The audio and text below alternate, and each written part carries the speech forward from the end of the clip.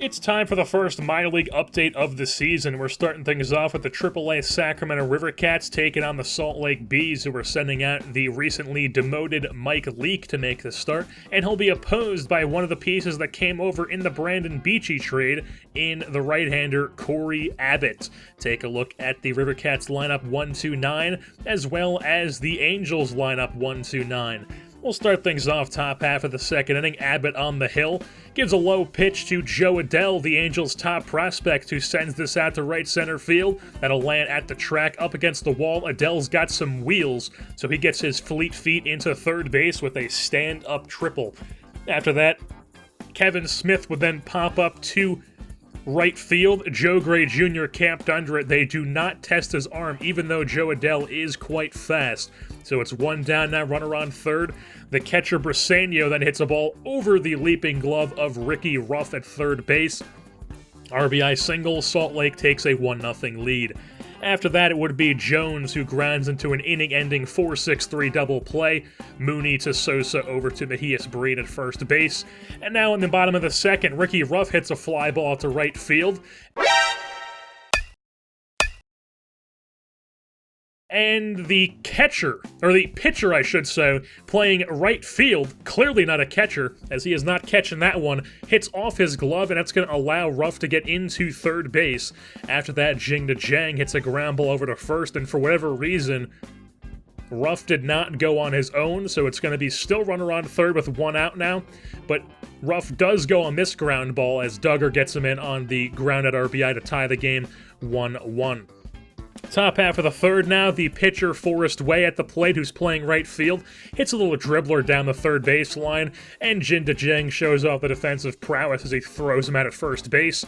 And then in the bottom half of the third, the River Cats are back on top after a monster, no doubt shot from Shane Peterson, the man who is leading the PCL in OPS this season so far. So a 2-1 lead for the River Cats.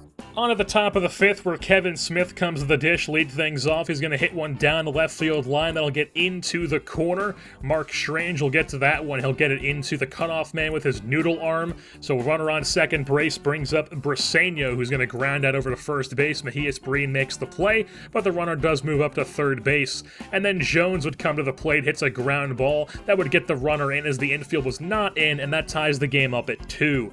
On to the top of the ninth now, where the game has remained at 2-2 as Ray Black comes on to work the ninth for the River Cats, and Matt Ties would hit a bloop single into left field. Somehow Mark Strange does not get to that, so it's going to be a single, and after that it brings up Kevin Maitan, hits a ball up the middle, pop fly, that is also going to bloop in as Duggar cannot make the diving catch, so it's first and second, 2 outs for Joe Adell, who's going to hit a ground ball to first base. Mejias Breen spinning throw to second base. They cannot get the speedy Maitan on the return, so it's runners on the corners with 2 outs, as then Kevin Smith would pop up to the shortstop as that would end the inning. On to the bottom of the ninth as Noé Ramirez comes on for the Salt Lake Bees. Leading off the inning is Seth Mejias Breen, hits the ball into right field, and the right fielder is still the pitcher playing right field, so that's going to be a double, which shouldn't have been a double. And it's going to be Mejias Breen on second base now with nobody out. Peter Mooney then hits a line drive to left field, which would be caught easily, so nobody moves up, so runner on second, 1 out. Joe Gray Jr. hits a ball up the middle. Joe Adell in center field. Mejias Breen not the speediest of runners, so they do not send him. So runners on the corners, 1 out for Ricky Ruff, as then Joe Gray would go and steal second base, eliminating the double play possibility, but then they just immediately walk Ricky Ruff. The double play possibility is back. Its base is loaded for Jin DeJang, the thick Taiwanese catcher, as he's going to waste no time, slap the first pitch he sees in the left field, and that's a walk-off RBI single from Jin DeJang. Mejias Breen comes in to score, and the Sacramento River Cats win this game in walk-off fashion here against the Salt Lake Bees. And now let's take a closer look at some of the people who are actually on the AAA team, starting things off with Shane Peterson, who I did mention had the best bat in the entire PCL so far in the season. He has a 9.66 OPS, which leads the Pacific Coast League, hitting well in the PCL. He's slashing 327, 426, 540. He led the PCL in OPS last season as well with the Dodgers AAA club, and he will be getting a chance in the big leagues very soon. We have a couple young guys struggling. We're going to send them down to AAA, see if they can pick things back up and then come back later in the season. And plus, Shane Peterson is 33 years old. He's not getting any younger. Might as well give him a shot in the big leagues while he's still at least got some skill. Seth Mejias-Breen, our other first baseman, has been playing first base against left-handed pitchers mainly, but he has been raking against those left-handed pitchers as he has an 875 OPS. Like I said with Peterson, if Fuentes and Beer continue to struggle at the big league level and we're within striking distance of a playoff spot, it could very well happen to where Shane Peterson and Mejias-Breen end up platooning at the major league level as well. At the moment is Beer and Fuentes, mainly Beer playing first base against righties while Posey plays against lefties and Bart catches against lefties, but I could just end up having Bart as the full-time backup and Posey as the starter at catcher, rather than having Posey play first, and I would have Peterson and Mejias-Breen platooning at first. That could be something that happens at some point in this season. We'll have to see how things play out as the season progresses. Peter Mooney, another one of our old AAA guys, has been having a great year, an 858 OPS. Nothing really too much to say more about him.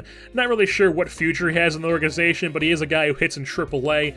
He just hasn't really gotten a shot in the big leagues at all with anybody.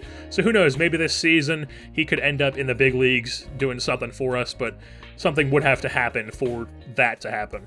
Mark Dr. Strange is an interesting prospect. He's a switch hitter, he's only 20 years old, he's extremely good at running the bases, he can swipe bags, he's got lots of speed, he's pretty good in the field too, but he has a noodle arm, which is why he plays left instead of center field. He's also a pretty good contact hitter, but he has no power whatsoever. He could be a decent fourth outfielder for us a few years down the line. As of right now, I think he's just more of AAA depth, who if we really are desperate to the major league level, he could end up getting called up, but he's not really immediately a part of the plans.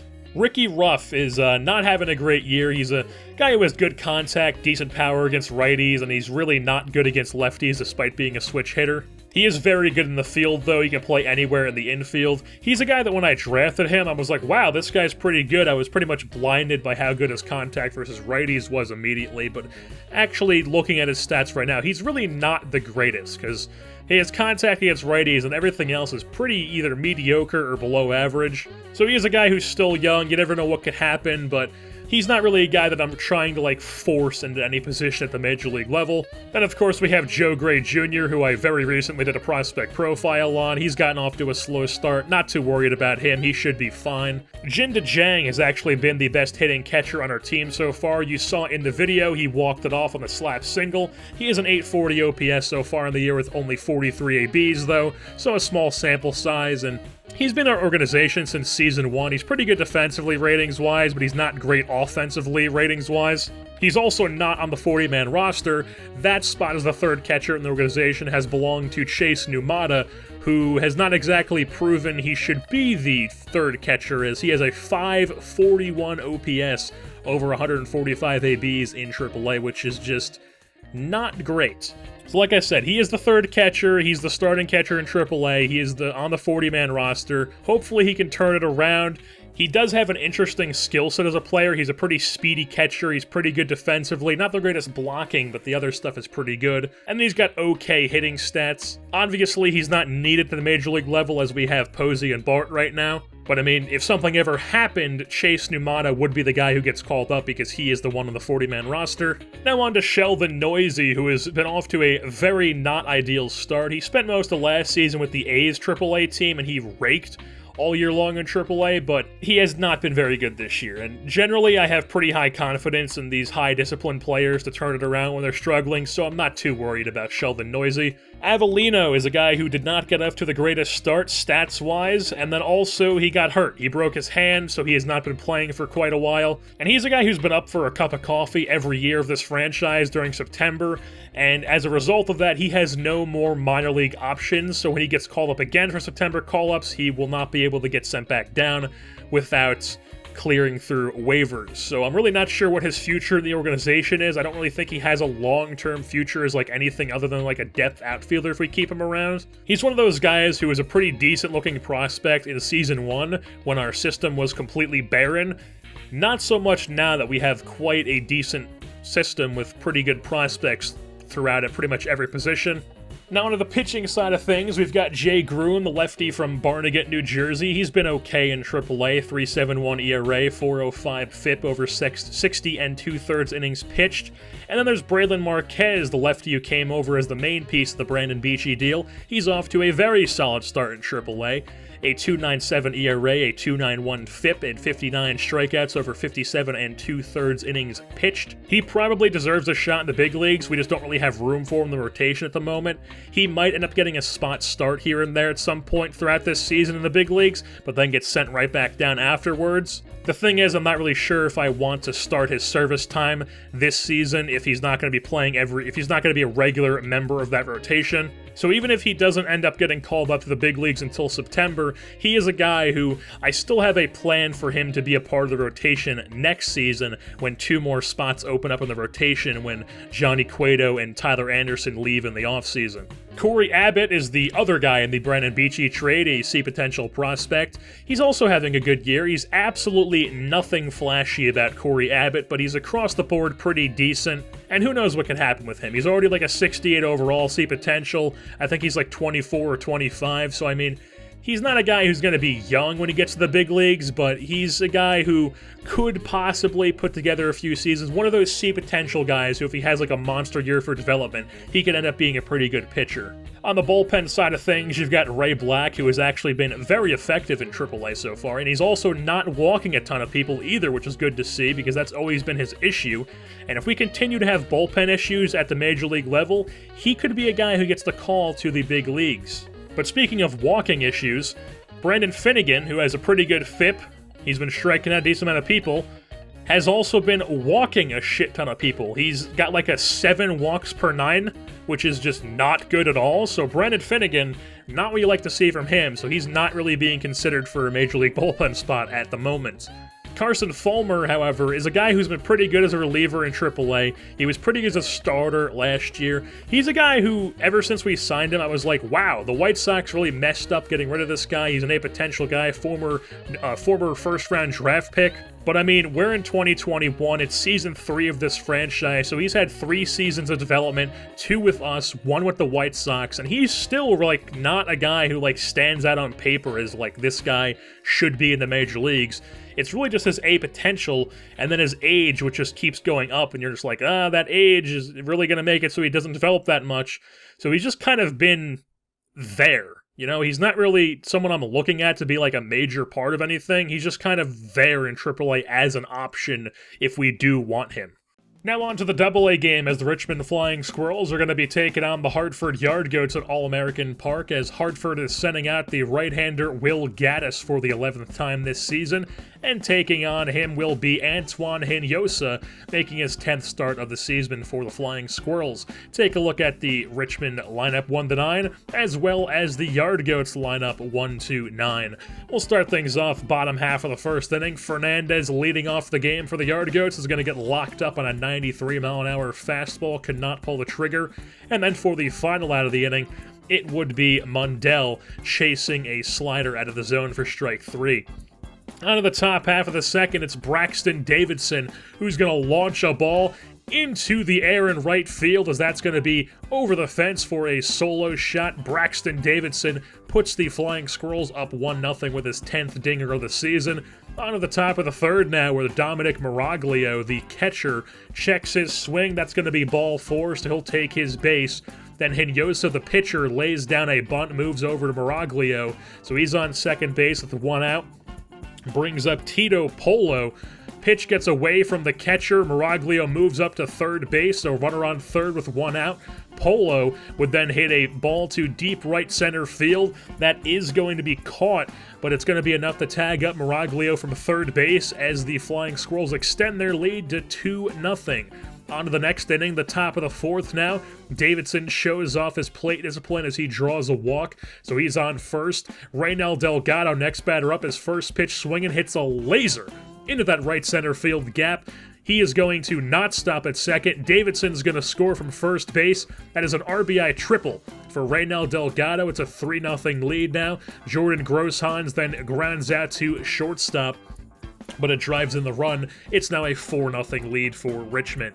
Bottom half of the fourth now. Mundell's going to hit a grounder over to Sherwood Mooney at shortstop. He muffs it, cannot throw out Mundell at first base, so then the next batter up would then ground into a 6-4-3 double play started by Mooney, and it's still 4-0 onto the top of the fifth.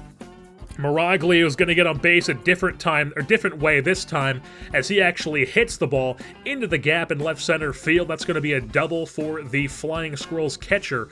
Sam Howard would then come on for Hartford to face the lefty Sherwood Mooney. Pitch gets away from the catcher. Miraglio moves up to third on a passed ball yet again. Now with 2 outs, it would come down to a base hit, and Sherwood Mooney delivers. A slap single down the left field line makes it a 5-0 lead for Richmond. On to the bottom of the fifth, Velati strikes out to end the inning. And then in the bottom of the sixth, it would be Mars who goes down looking on the sweeping curve, could not pull the trigger. Hinojosa was dominant on this game. Willie Gomes came on for the 7th inning, and with 2 outs, he would give a home run up to Jones as he launches this one on a line over the left field fence as that grazes the wall. A 5-1 game now. Gomes would then get out of the inning as he gives up a long fly ball to Mars. Francesco Colon then comes on for the 8th inning, who's been having a very good season in AAA. Gets himself into a bit of a jam, but then gets some weak contact on a pop-up that Grossans puts away on the pop-up. Jason Tupman, last year's 3rd-round pick, then comes on to close things out. First batter up is Mundell, goes down looking on the curveball inside, could not pull the trigger.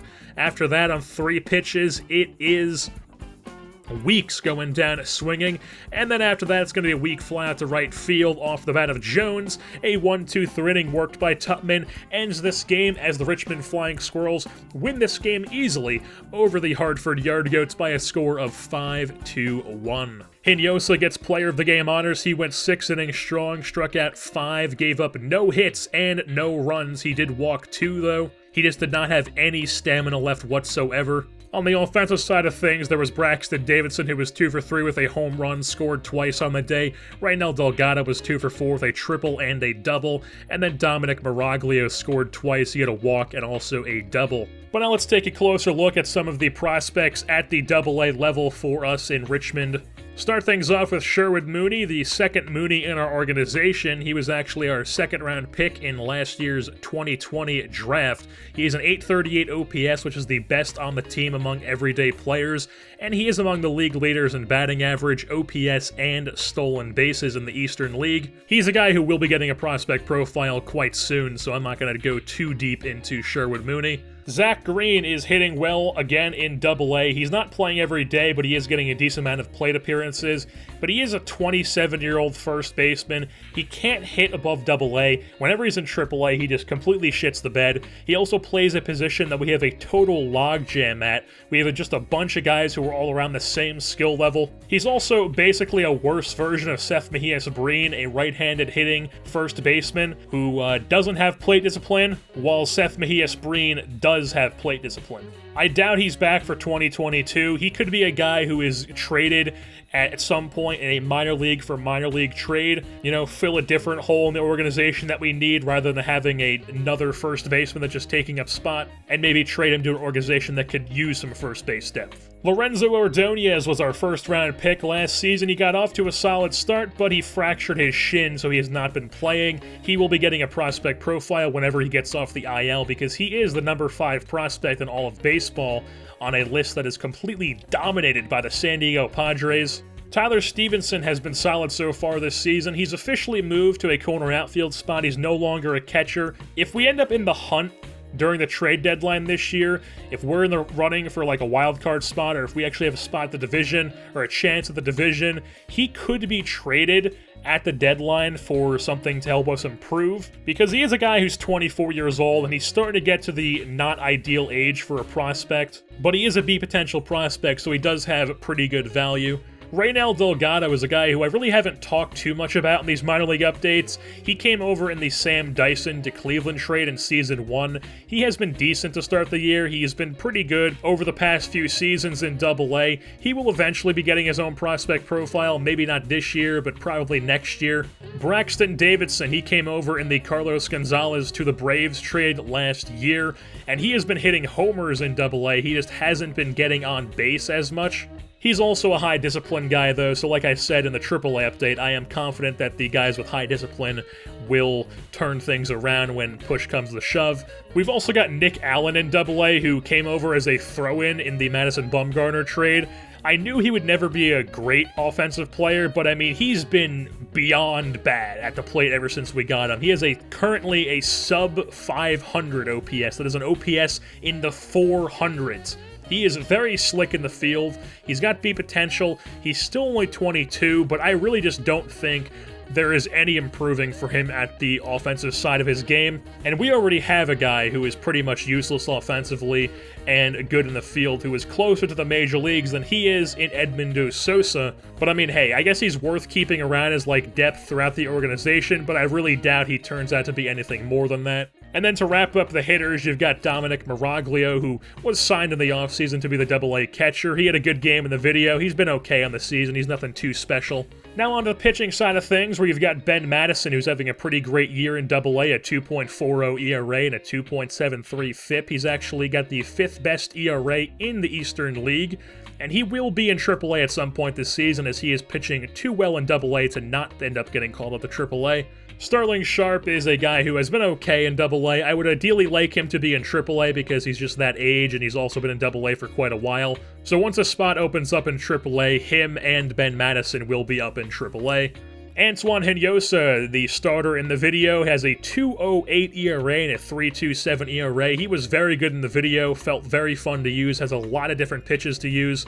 All of them pretty solid. He's also one of those pretty decent potential prospects who could be pretty good someday if he has a monster year for development. One thing to note about him, though, is that he does not have the greatest stamina. So, I mean, even in the video you saw today, he had a no-hitter going through 6, and he just did not have any stamina left whatsoever to use.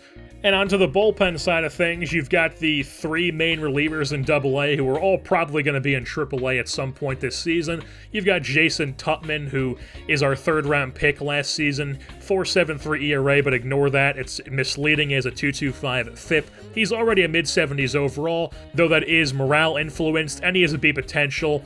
So he's a guy who is going to be in AAA at some point this year, and I do expect him to be a pretty big part of our big league bullpen by at least next season, if not couple seasons ahead, but he is a guy who should be a part of our bullpen. Willie Gomes was the 4th-round pick in last year's draft. He hasn't been the greatest in AA. If anybody is not going to be in AAA out of these 3 that I'm about to show at the end of this season, it'll probably be him, because he's not quite as good of a prospect as Tutman. He's still a decent potential reliever. He just needs a lot more time in the minor leagues. Then you've also got Francesco Colon, who is a 6th-round pick in the 2020 draft. He was the very last pick for us in that draft, and he has been very good in AA. He has a 1.07 ERA, a 1.58 FIP, 33 strikeouts over 25 and a third innings pitched. And he is a guy who will be in AAA at some point along with Tutman. He is sort of like Trejo, where he's a good prospect, but he has C potential, so his ceiling isn't exactly as high as Jason Tutman. He also needs to work on his off-speed stuff. He doesn't have the greatest break rating. He just kind of throws hard and just kind of cruises along on that ability as of right now, but he's not going to be able to cruise along on just fastballs once it gets to the major leagues. And then to round things out, we've got Bryant Crandall, who has been an interesting minor league reliever. He is a finesse lefty, but he's not the most typical reliever nowadays, because you expect guys who go in there and throw 98 miles an hour, but he is not that. He's, like I said, a finesse lefty. But even though he is that, it's been working very well in AA, because he literally hasn't given up a run so far this season over 20 innings pitched, or 20 and a third innings pitched. He's even got 21 strikeouts over those innings pitched, so the guy's got something working for him, so he is an interesting guy to keep an eye on in the organization. But with that being said, that is going to wrap things up here for this edition of the San Francisco Giants franchise, the minor league update, the first one of the 2021 season. I've been your host, Jerseyborn, and I am saying, college baseball coaches, lay off the bunting.